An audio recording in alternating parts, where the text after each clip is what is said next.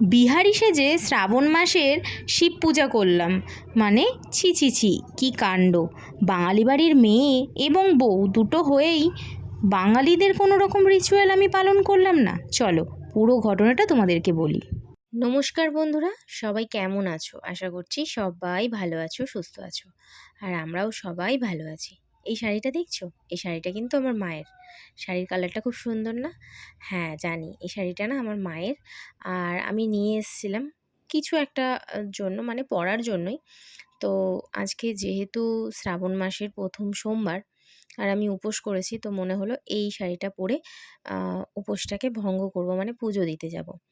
তো এখানে দেখো আমি সাজুগুজু করে নিচ্ছি। আর আমি ঘরেই করতাম, কিন্তু জানোই সবাই যে আমার রিং লাইটটা খারাপ হয়ে গেছে, তো সেই কারণে আর ঘরে করতে পারছি না। আর এখানে হচ্ছে আমি যেখানটায় বাসন মাজি ওই বেসিনটায়, ওখানটায় মোটামুটি লাইট আছে, তো মনে হলো যে ওখানটায় আমি সাজুগুজুগুলো কমপ্লিট করে নিই, আর তাহলে তোমাদের সাথে কিছু ভিডিও শেয়ার করতে পারবো। আর আজকে সারাদিন সত্যি কথা বলতে কি কোনো রকম কোনো ভিডিও করিনি।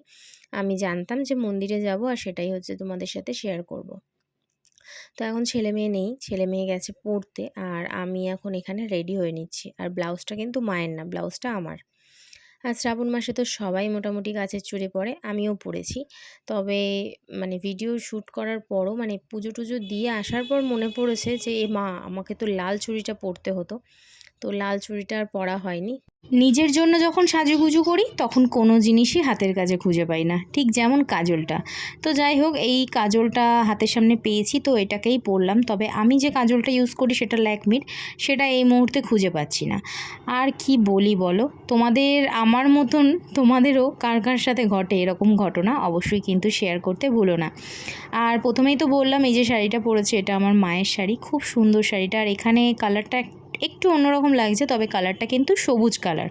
আর শ্রাবণ মাসে নাকি সবুজ কালারের শাড়ি পরে নাকি শিব ঠাকুরের মাথায় জল ঢাললে নাকি শিব ঠাকুর এবং মাতা পার্বতী দুজনেই খুশি হন। তো আমিও সেই জন্য পরে নিয়েছি, সাজুগুজু করছি এবার আস্তে আস্তে। আর এখানে দেখো সিঁদুর পরিনি, এইবারে সিঁদুর পরবো, যেহেতু শ্যাম্পু করে নিয়েছিলাম, তো এখন সিঁদুরটা পরবো। আর আমি না শুয়ে পড়েছিলাম, আজকে চা তো খাইনি, চা না খাওয়ার জন্য মানে শুধু ঘুম পাচ্ছে। যাই হোক চলো, এখানে সিঁদুর পরে নিচ্ছি, আর এখানে হচ্ছে ভালোভাবে রেডি হয়ে নিচ্ছি। আর এর মধ্যে তোমাদের দাদাভাইও আমার পাশে পাশে শুধু ঘুরছে, জানি না কি করছিল, আমার ঠিক এই মুহূর্তে মনে পড়ছে না। তোমাদেরকে যেটা বলছিলাম যে বাঙালি বাড়ির মেয়ে এবং বউ দুটো হয়েও আমি কেন বিহারিদের মতন সেজে গেলাম বড় বাবার মন্দিরে, সরি শিব ঠাকুরের মন্দিরে শিবের মাথায় জল ঢালতে। অ্যাকচুয়ালি ঘটনাটা হয়েছিল, আমি যখন ফার্স্ট শ্বশুরবাড়িতে আসি তখন আমার সাজ দেখে আমার শাশুড়ি মা আমাকে জিজ্ঞেস করেছিলেন আমি বিহারি কিনা। তো সাজটা কিসের সেটাও তোমাদেরকে বলছি, একটু পরেই দেখতে পাবে। এখানে আমি মঙ্গলসূত্র পরছি, তো মঙ্গলসূত্রটা নাকি বিহারি বা মারোয়ারি এরাই পরে, আমাদের বাঙালি বাড়িতে নাকি এরকম পরে না। তো আস্তে আস্তে এই বাড়িতে আসার পরে আস্তে আস্তে সবাইকেই মোটামুটি দেখছি মঙ্গলসূত্র পরছে। তো জানি না তখন কেন জিজ্ঞেস করেছিলেন, বা হয়তো এইসব কথাগুলো আমারই প্রাপ্য। যাক, এইসব কথা নিয়ে আর বেশি বাড়াবো না, কেন কথা বলতে গেলে অনেক রকমই কথা বেরিয়ে আসে। তো যাই হোক চলো, এখানে না শাড়িটা এমনই খুব সুন্দর, কিন্তু শাড়িটা এত ফুলে ফুলে উঠছে কি বলবো।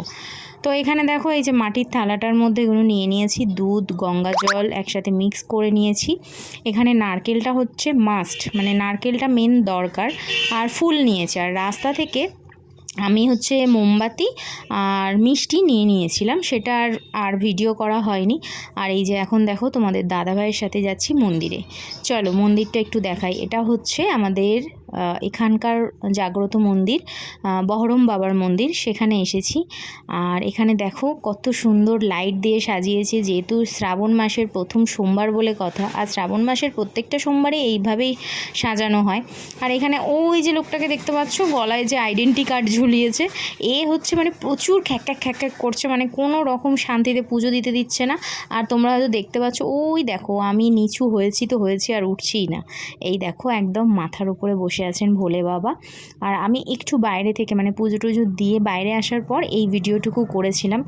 এই হচ্ছে আমাদের বহরম বাবার মন্দির বলো আর মহাদেবের মন্দির বলো, যেটাই বলো না কেন, তবে আমরা এনাকে এখানে বহরম বাবা বলেই চিনি।